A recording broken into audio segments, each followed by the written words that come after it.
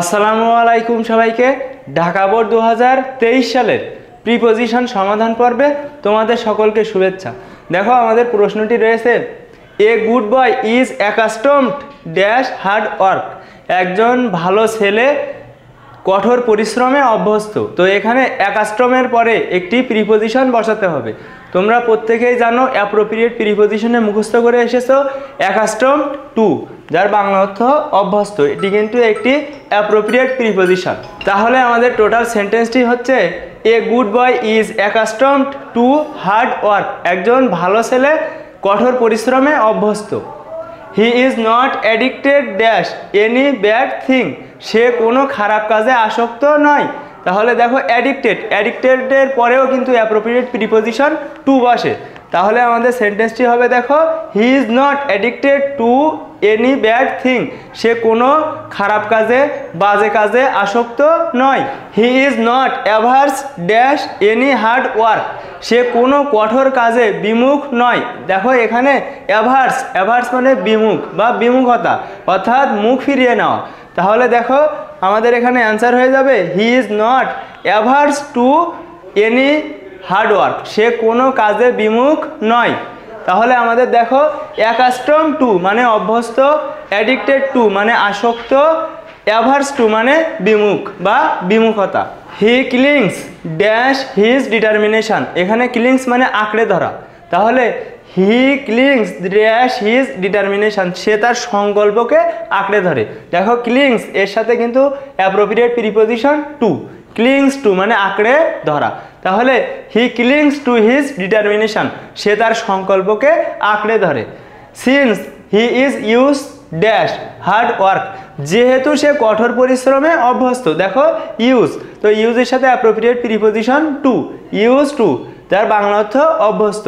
একটু আগেই তোমরা দেখেছিলে অ্যাকাস্টম টু মানে অভ্যস্ত, এখানে ইউজ টু মানে অভ্যস্ত।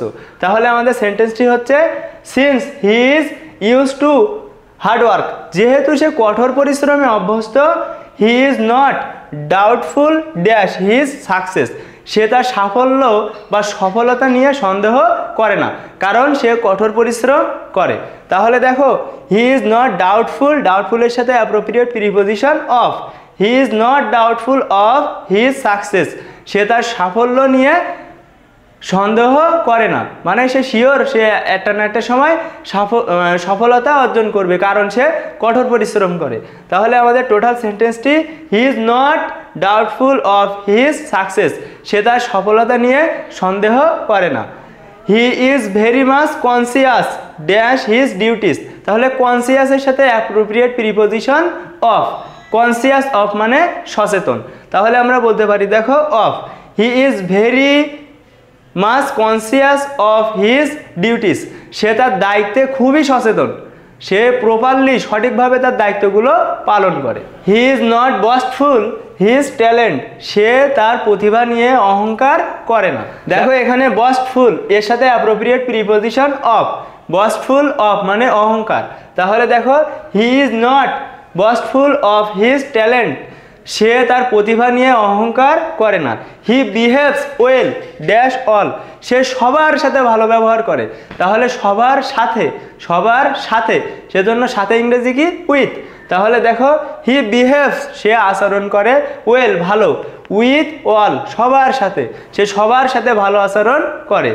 হি অ্যাটেন্ডস সে মনোযোগ দেয়, সে মনোযোগী। হি অ্যাটেন্ডস ড্যাশ হিজ স্টাডিজ। সে তার পড়াশোনায় মনোযোগী। দেখো অ্যাটেন্ডের সাথে অ্যাপ্রোপ্রিয়েট প্রিপোজিশন টু মানে মনোযোগী। তাহলে হি অ্যাটেন্ডস টু হিজ স্টাডিজ। সে তার পড়াশোনায় মনোযোগী। ঢাকা বোর্ড 2023 সালে প্রিপোজিশন অংশ থেকে 9টা অ্যাপ্রোপ্রিয়েট প্রিপোজিশন এসেছিল। শুধুমাত্র একটি উইথের ব্যবহারটা এটা আমরা রুলসে পেয়েছিলাম, বাকিগুলো সব মুখস্থ, অর্থাৎ 9টা কিন্তু মুখস্থ অংশ থেকে এসেছিল। আমি তোমাদের সবচেয়ে গুরুত্বপূর্ণ 200টি প্রিপোজিশন দিয়ে দেব, সেগুলো যদি তোমরা মুখস্থ করতে পারো, অবশ্যই প্রিপোজিশনে অ্যাপ্রোপ্রিয়েট অংশে তোমাদের কিন্তু কমন চলে আসবে।